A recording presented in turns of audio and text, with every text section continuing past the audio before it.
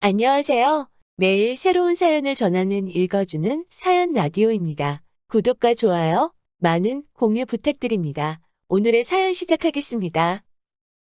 안녕하세요. 짧다면 짧고 길다면 긴 결혼 생활을 뒤로한 제 남편과 이혼한 30대 여성입니다. 가난이 자랑은 아니지만 죄도 아닌데 시부모님도 남편도 절 어찌나 무시하던지 몇몇 주변 지인들은 제가 이런 이야기를 하면 치사하고 더러워도 비위 맞추고 사는 게 여자 팔자라며 저더러 참고 살라대요. 하지만 바보 같은 실수는 한 번이면 족하잖아요. 그렇게 살 바엔 혼자 사는 게 100번 1000번 낫겠다 싶어서 이혼했어요. 돌이켜 생각해보면 남편과 결혼하던 당시 저는 참 나약했던 것 같아요. 처음 남편과는 26살에 알게 되었는데 그때 저희 친정 형편이 워낙에 좋지 않았습니다. 그렇다 보니 결혼은 물론이고 연애조차 감히 할 엄두가 나질 않더라고요. 하지만 그런 제 사정을 몰랐던 남편은 하루가 멀다 하고 저돌적으로 저에게 대시를 해오대요.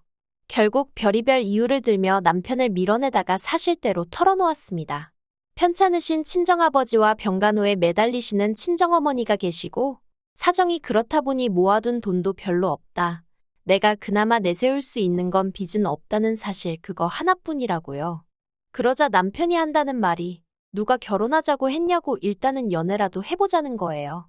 오히려 남편이 별일 아니라는 듯 나와주니까 저도 마음이 한결 가벼워져서 그래 연애라도 해보자 그렇게 시작한 사이였어요. 하지만 남녀 관계라는 게 연애만 하자고 했다고 연애 실컷 했으니 헤어지자 그렇게 칼로 무자르듯 되는 것이 아니었어요. 2년쯤 사귀었을 땐 저도 남편도 서로에 대한 마음이 많이 커졌고 남편이 먼저 프로포즈를 해왔습니다. 하지만 당시에도 저희 친정의 상황은 도통 나아지질 않고 있었고 저 또한 직장 생활을 하며 번 돈 대부분을 친정 부모님 부양하는 데 쓰고 있었거든요. 그렇다 보니 결혼 준비는 전혀 되어 있지 않았습니다. 그래서 마음은 찢어질 듯 아프고 고통스러웠지만 남편의 프로포즈를 거절했어요. 그런데 이번에도 남편이 쉽게 저를 포기하지 않더라고요. 이후로 3달 가까이 남편은 저에게 매달리며 계속해서 다시 한번 생각해보라, 저를 설득하려 들었습니다. 저더러 하는 말이 저에게 돈이 있었다면 자기랑 결혼했을 것 같냐고, 만약 그렇다고 싶으면 결혼하자대요. 시부모님 되실 분들도 이미 제 사정을 어느 정도 알고 계신데 그런 건 상관없다고 하셨다면서요. 사실 남편은 저를 만나기 전까진 평생 혼자 살겠다는 독신주의자였답니다. 그런데 저희 남편이 4대 독자거든요. 그렇다 보니 시부모님뿐만 아니라 시조부모님까지 뒷목 잡고 거의 쓰러지다시피 하셨다대요. 그런데 그랬던 남편이 저를 만나고 달라진 거예요. 그러니 시댁 입장에선 제 조건이 어떻건 간에 애딸린 유부녀만 아니면 된다는 식이었던 모양입니다. 하지만 사람 마음이라는 게 화장실 가기 전하고 갔다 와서 하고 다르다고 하잖아요. 저희 시부모님도 별반 다르지 않았어요. 일단 집부터 얘기해 보겠습니다. 저는 그래도 있는 돈 없는 돈 다 끌어모으니 2천 정도는 되더라고요. 그래서 제가 모은 돈으로 가정가구를 하기로 했고 어머님 아버님이 집을 해주신다 하셨어요. 그리고 실제로 어머님 아버님이 살고 계시던 빌라를 남편 명의로 돌려주셨지요. 하지만 저희는 그 집에 들어갈 수는 없었습니다. 어머님 아버님 두 분 다 20년 넘게 살던 동네를 갑자기 어떻게 떠나냐며 저희더러 살 집을 따로 구하라고 하셨거든요. 그래서 남편 앞으로 집이 생기긴 했지만 저희는 결국 대출까지 받아서 신혼집을 구해야만 했어요. 그리고 자격지심 때문이었는지 제가 모아둔 돈도 얼마 없는 상황에서 남편은 얼마나 모아뒀고 그런 걸 먼저 물어보기가 그렇더라고요. 혹시나 제가 남편 재산에 관심 있는 것처럼 보일까봐 무척 조심스러웠어요. 그렇다 보니 남편이 얼마나 모아뒀고 그런 걸 꼼꼼히 따지질 못했네요. 다만 남편이 지나가는 말처럼 1억 좀 안 되게 모았다고 했던 것만 어렴풋이 기억을 하고 있을 뿐이었지요. 그런데 막상 집을 구할 때 보니까 1억은 무슨 5천만 원 좀 넘게 들고 있더라고요. 물론 저보다야 많이 모아둔 건 사실이지만 남편이 저보다 3살이나 많았고 시부모님 가게에서 같이 일을 하며 월급은 넉넉히 받는다고 자기 입으로 몇 번이나 얘기했던지라 솔직히 좀 당황스러웠다고 해야 할까요? 생각보다 대출을 많이 받아야 했거든요. 그래도 평생 못할 것 같은 결혼도 하고 신혼살림을 꾸리기 시작한 이후로는 한동안 모든 것이 즐겁게만 느껴졌습니다. 이렇게 표현하면 어떨지 몰라도 평생 가난한 친정 뒤치다꺼리만 하다가 제 인생이 끝날 것 같았는데 남편을 만나 이후론 한마디로 숨통이 트인 기분이었네요. 하지만 그 좋은 시간은 오래가지 않았어요. 식을 올리고 1년도 채 되지 않은 시점이었는데 어머님이 저를 자꾸 당신 주변 분들 며느리하고 비교를 하기 시작하셨거든요. 누구 집 며느리는 핸드백을 사줬다더라. 누구 집 며느리는 이번에 지 시부모 데리고 해외로 여행을 간다더라. 솔직히 저도 사람인데 아무리 어머님 본인 입으론 그냥 하는 소리라고 하셨지만 왜 눈치가 안 보였겠어요. 그럴 때마다 가시방석에 앉은 것처럼 마음이 불편했답니다. 하지만 돈 없는 죄인이라고 서운하단 티도 못 내고 그냥 속도 없는 사람 마냥 허허실실 웃고만 있었어요. 그러다 시이모 아들이 장가를 가면서 상황은 더 안 좋아졌어요. 시이모 아들은 대기업에 다니던 재원이었는데 같은 회사에서 일하던 여직원과 결혼을 하게 되었거든요. 원래도 어머님하고 시이모 사이가 좋지도 않았던 데다가 어머님이 시이모한테 약간 열등감이라고 해야 할지 그런 감정을 갖고 계신 건 남편에게 들어서 알고 있었습니다. 아무튼 그런 상황에서 시이모 아들이 저보다 훨씬 조건 좋은 여자를 만나서 결혼한단 소리에 어머님이 무척 배 아파하시대요. 염치 없게 들릴 수 있지만 저도 저대로 억울한 면이 없잖아 있었어요. 제 입장에선 까놓고 말해서 공동명의로 해주신 것도 아니고 하다못해 제가 그 집에서 살아본 것도 아니고 결국은 대출은 대출대로 받아서 매달 이자 내고 살기도 바빴으니 집을 받았다는 건 전혀 실감도 나지 않았습니다. 그리고 어찌나 어머님이 본인 입으로 생색을 내시던지 처음엔 죄송한 마음에 제가 거의 한 달치 월급을 털어 금팔찌도 해드렸어요. 그런데 금팔찌 받고 좋아하신 건 정말 이틀이나 갔나? 이후로 또다시 집 해준 걸로 하도 유세를 하셔서 나중엔 오히려 감사한 마음은 고사하고 또 그 소리 하시네.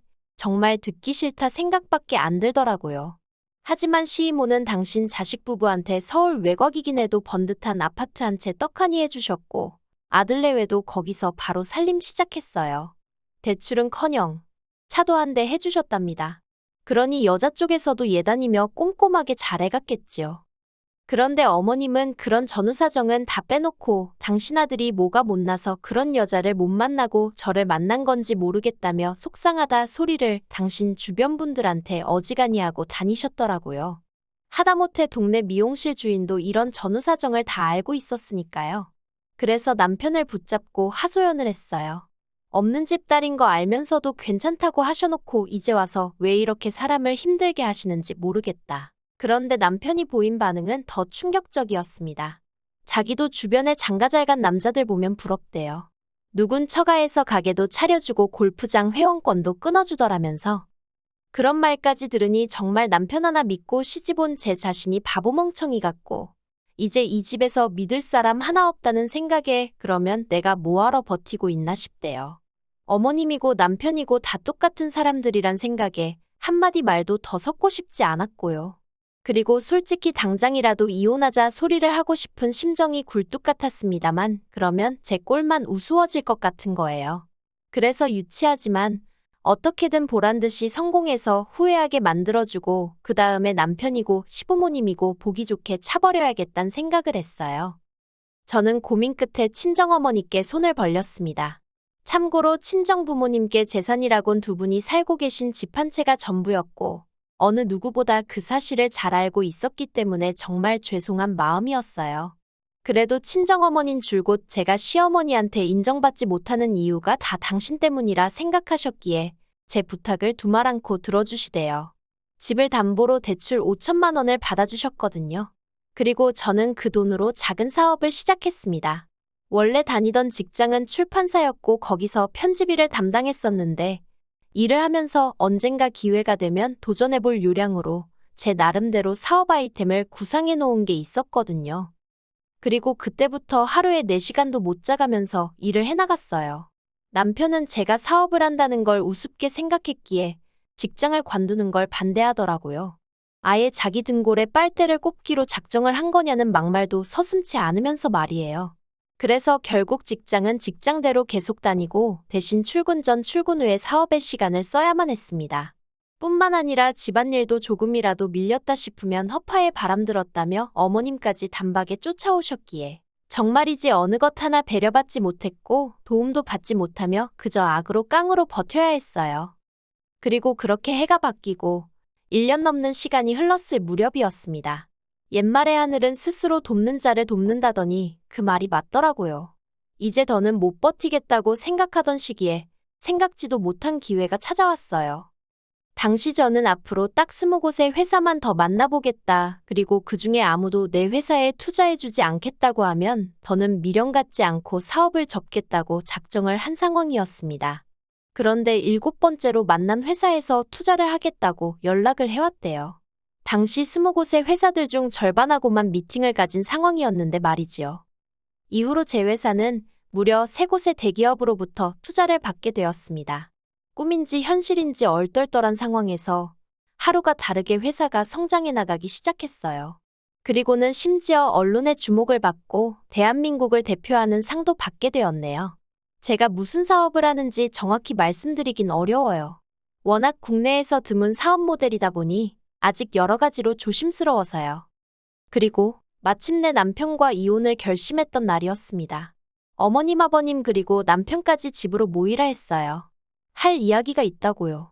그때도 저희 시부모님이나 남편, 다들 제가 무슨 사업을 하는지 관심도 없었고 제대로 알지도 못하는 상황이었지요. 그런 사람들을 모아놓고는 제 회사가 나온 잡지와 신문들을 들이밀었습니다. 처음엔 황당해하던 시부모님도 남편도 이내 꼼꼼히 내용을 읽어보기 시작하더니 금세 태도를 달리하더라고요. 특히 어머님이 보이신 반응은 가관이었습니다.